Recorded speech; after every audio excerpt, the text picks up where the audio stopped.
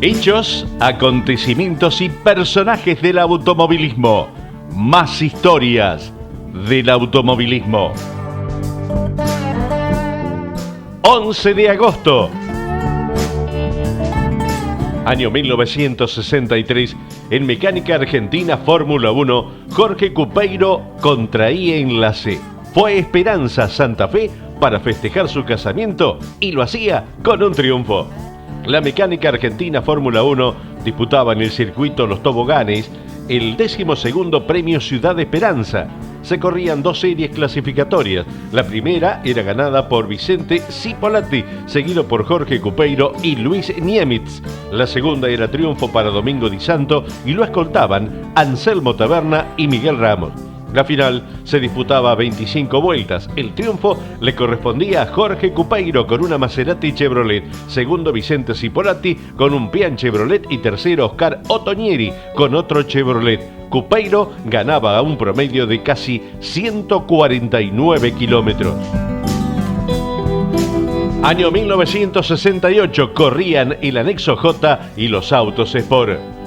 1968, la Asociación Argentina de Autos Sport organizaba la carrera de turismo mejorado Anexo J y Autos Sport, que corrían en el Autódromo de Buenos Aires.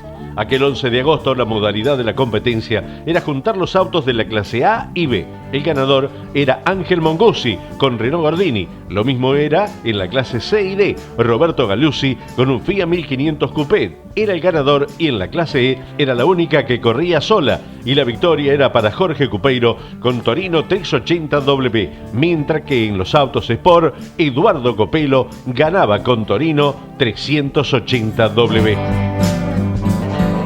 Año 1957. Anécdotas de Charlie Menditegui. Cuando prefirió a Brigitte Bardot antes que el Gran Premio de Alemania. Se estaba por disputar el Gran Premio de Fórmula 1 de Alemania de aquel año 1957 y Charles Menditegui era uno de los pilotos que disputaban un lugar para ser piloto oficial de la casa Maserati, autos con los que venía participando. El argentino, sin previo aviso, faltó a la cita en los entrenamientos, clasificación y carrera. Los directivos de la marca, atónitos y llenos de preocupación, no se explicaban lo ocurrido. Poco después, ya pasado el Gran Premio, 11 de agosto de aquel año 57, se conocía la causa por la que Charles Menditegui no había concurrido a la cita. Charlie había estado en la Costa Azul y prefirió a la actriz Brigitte Bardot, sex symbol por aquellos años, a correr el Gran Premio de Alemania. Obviamente, eso causó la desafectación del equipo por indisciplina y su ingreso como piloto oficial. Él, con la mayor naturalidad, contestó: no era una oportunidad para despreciar, ¿no? Y allí se pintaba de cuerpo entero a Charlie Menditegui, un dandy que corría por diversión. Si se lo hubiese tomado en serio, la pregunta es, ¿hasta dónde habría llegado? 1974 terminaba el cuarto Gran Premio de la Montaña del Turismo Nacional. Culminaba el cuarto Gran Premio de la Montaña del Turismo Nacional. Era organizado por el Automoto Club Villa Carlos Paz en 4 etapas para completar un recorrido de 1000 kilómetros. En la clase A prevalecía Omar Carbonari con un Fiat 600. En la B se imponía José Pepe Cano con un Fiat 128 Java. Y en la división mayor, la victoria era para Ángel El Yeti Dinesio con un Fiat 125. Año 1991. Ganaba Senna de punta a punta en Hungría. Se corría el Gran Premio de Hungría de Fórmula 1 en aquel año 1991, disputado en el Hungaroring. Aquel 11 de agosto, Ayrton Senna ganaba de punta a punta. La lucha estuvo entre los compañeros de equipo Mansell y Patrese, que se mantuvo hasta la vuelta 44, siguiendo a Senna. A partir de ese momento, fue Mansell quien pasó a tratar de perseguir el andar del brasileño. Bertrand Gallot, con un Jordan Cosworth, se quedaba con la vuelta más rápida, estableciendo 1:21.547 a casi 176 kilómetros por hora. Ganaba entonces Ayrton Senna, segundo Nigel Mansell, tercero Riccardo Patrese, cuarto Gerhard Berger, quinto lugar para Jean Alesi y sexto Ivan Capelli. Año 1998, solo era una prueba. La misión argentina, la Indy Line, no se concretaba. 3 pilotos argentinos realizaron las pruebas en el circuito de Portland con un chasis Lola de la Fórmula Indy Line norteamericana. 11 de agosto, Alberto Canapino era el responsable general y los pilotos convocados eran Ortelli, Martínez y Ciantini.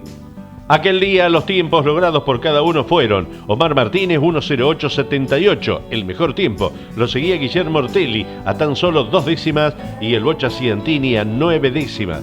Lamentablemente el proyecto, pensado por el argentino, quedaba en la nada. Año 2002, ganaba Diego Aventini en Olavarría. Se corría en el autódromo de la ciudad de Olavarría, la 9ª carrera de la temporada. El piloto Diego Aventini con un Ford se adjudicaba de punta a punta la 9ª carrera del turismo carretera que se disputaba sobre 24 vueltas en el Autódromo Sudamericano de Olavarría, circuito Dante y Torcuato Emiliosi. Aventini se imponía en 43 minutos 3 segundos 806 milésimas a un promedio de 155 kilómetros por hora, seguido por Ernesto Tito Besone y el actual tricampeón en aquel momento Guillermo Ortelli a 11 segundos 949. Patricio Di Palma con el Torino con motor Cherokee construido por su desaparecido padre Luis Rubén acusaba la rotura de la caja de cambio en los últimos metros, quedando relegado al 4º lugar tras ser segundo desde el comienzo de la competencia. Por su parte, su hermano Marcos con Chevrolet arribaba en el 7º lugar y con ello se colocaba segundo en las posiciones del campeonato, que seguía liderando Ortelli con 140 puntos y medio, escoltado por Di Palma con 121 puntos y medio. En aquella oportunidad el Chueco Romero no participaba, por lo que Carlos Alsina quedaba como representante local junto a Guillermo Tambuzzi, que volvía a intentar suerte en la categoría. Alsina utilizaba un motor perteneciente a Tambuzzi, mientras que el piloto de Sierras Vallas alquilaba un impulsor a Juan de Benedictis, siendo asesorado por Marcos Laborda en el chasis. En la primera serie llegaba 16º Tambuzzi, en la segunda serie 15º Alsina y en la final era puesto 26 para Guillermo Tambuzzi. Año 2009, cuando Schumi casi vuelve a Ferrari.